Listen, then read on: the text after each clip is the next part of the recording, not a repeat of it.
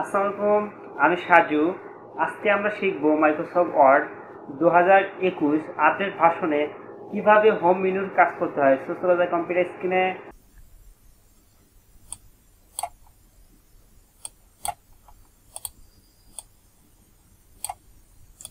তো এবার আমরা শিখব এই লেখাগুলোকে কিভাবে কালার করতে হয়। তো লেখাগুলোকে কালার করার জন্য মাউস দিয়ে আমরা লেখাটাকে সিলেক্ট করব। সিলেক্ট করে নাম হচ্ছে ফন্ট কালার। ফন্ট কালার এখান থেকে যে কোনো কালার দিতে পারবো এবং এখান থেকে মোর কালার আছে। তো লেখাটাকে কালার ছাড়াতে হলে আমাদের লেখাটাকে সিলেক্ট করে অটোমেটিকে দিয়ে দিব, তাহলে লেখাটা আগের অবস্থানে চলে আসবে।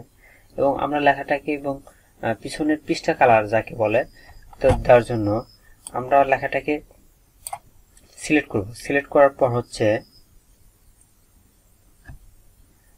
টেক্সট হাইলাইট কালার, এখানে চাপ দেব। তারপরে ক্লিক করলে কালার হয়ে যাবে এবং এই কালারটাকে আবার সারাতে চাইলে মাউস দিয়ে আবার লেখাটাকে আমরা সিলেক্ট করব। সিলেক্ট করার পর নো কালার চাপ দেব। আমরা যাই করি না কেন, লেখার সাইজ বড় করি এবং যাই করি না কেন, আমাদের লেখাটাকে আগে সিলেক্ট করে নিতে হবে। তো লেখাটাকে সিলেক্ট করার পর আমরা যদি চাই লেখাটাকে একটু মোটা আকার, মানে মোটা লেখাটা একটু মোটা করব, ব্লড যাকে বলে কন্ট্রোল বি, কিবোর্ড থেকে কন্ট্রোল বি চাপ দিলে হয়ে যাবে। তো লেখাটা মোটা হয়ে গেছে এবং লেখাটা মোটা ছাড়াতে হলে আমাদের মাউস দিয়ে আবার লেখাটাকে সিলেক্ট করতে হবে। সিলেক্ট করার পর ব্লোডে চাপ দিব। তো আমাদের লেখার অবস্থান আগের অবস্থান চলে এসেছে এবং এই লেখাটাকে আমরা যখন ইটালিক মডেল করব, একটু বাঁকা আর কি, তখন কিবোর্ড থেকে কন্ট্রোল আই চাপ দিলেও হবে অথবা মাউস দিয়ে ইটালিক মডেলে চাপ দিব। তো লেখাটা ইটালিক মডেল হয়ে গেছে এবং এই লেখাটাকে আবার আমরা যখন ইটালিক মডেল ছাড়াবো, লেখাটাকে মাউস দিয়ে সিলেক্ট করে নেব। সিলেক্ট করার পর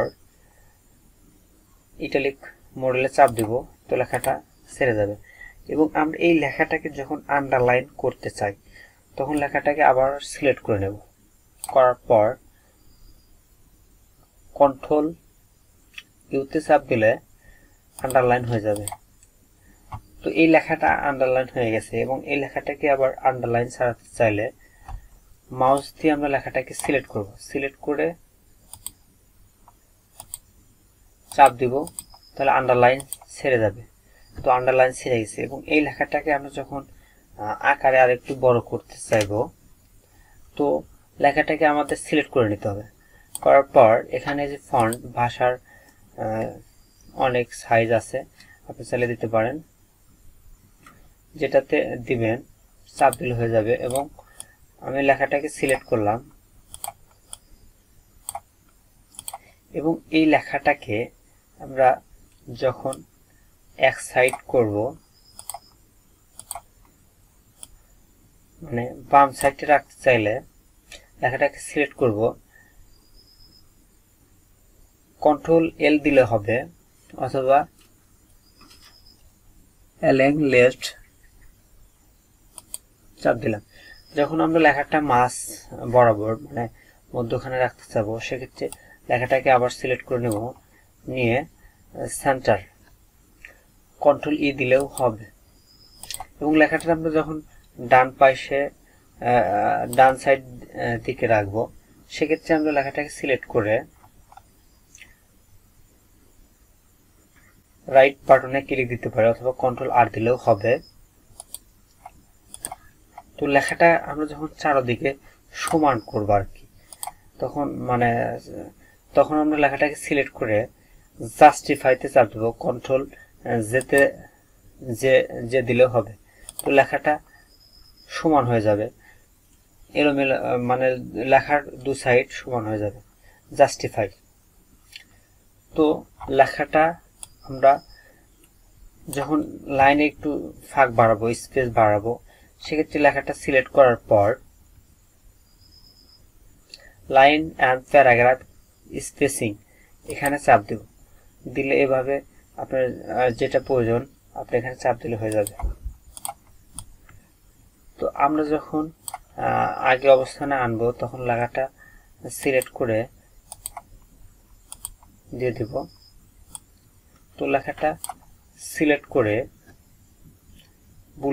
বুলেটস হচ্ছে এরকম এই যে প্রতীক, আপনি চাইলে মানে লেখার আগে বৃত্ত বা টিক দিতে পারে।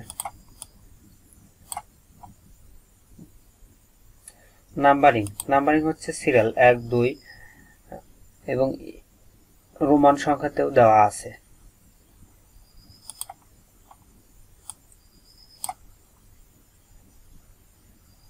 নাম্বারিং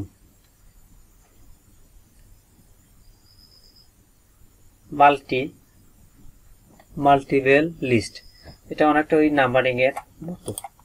তো আমরা লেখাটা যখন আবার সিলেক্ট করব, সিলেক্ট করে এখান থেকে চাইলে বর্ডার দিতে পারবো, যেমন no border, all border, out border দেওয়া যাবে। তো লেখাটাকে এখান থেকে আমরা সিলেক্ট করে, যেমন পরটা সিলেক্ট করলাম, করার পর এখান থেকে এই যে কপি করতে পারবো।